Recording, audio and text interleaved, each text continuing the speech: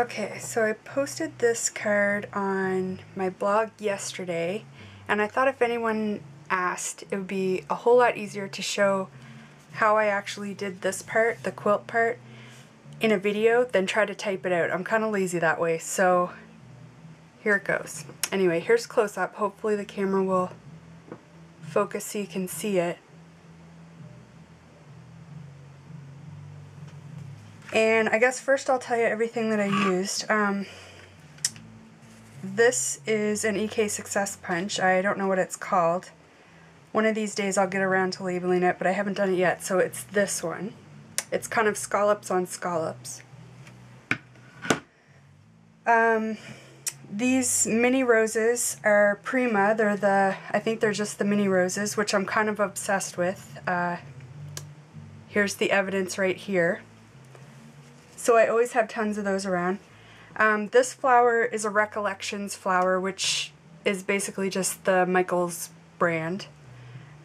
These little letters are the Making Memories Tiny Alphas, and these are in Brown Ledger. There's those. The button, I don't know what the buttons are. I just have a jar that I put kind of all the white ivory colored buttons in, so they're miscellaneous. I buy the big bags of them sometimes, so probably most of these came from a bag that I probably bought at Walmart or Zellers or somewhere in the sewing department.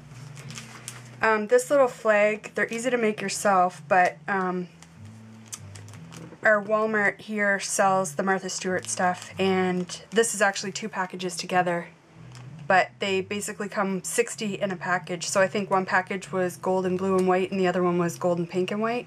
So I just used one of those. And the papers, the video that I posted a couple weeks ago that showed the acetate butterfly, I actually used all the scraps from that. And it was the Pink Paisley Butterfly Collection 6x6 paper pad.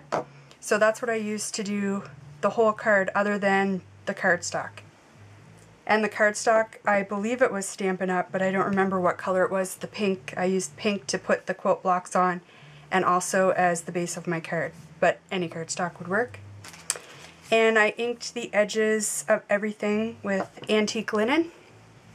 And that is pretty much everything in the card.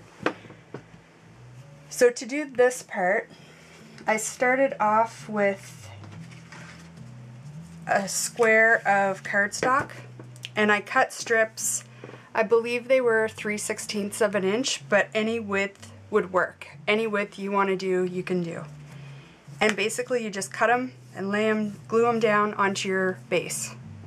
And it's really important to, because you're going to be cutting this up, you want to make sure you put a whole bead of glue the whole length of the strip. Otherwise, when you start chopping it up, some of your pieces will lift off. So that's the only key to doing this right, is make sure it's glued properly. And then these are bigger squares, but these ones I believe were 1 1/4 inch by 1 1/4 inch, and on the card they're 1 inch square. But then you just basically run it through your trimmer and cut your squares, and lay out how you kind of want it to go, and every other square you're going to give a 1/4 turn, so kind of like on a checkerboard, and then that will give you that pattern.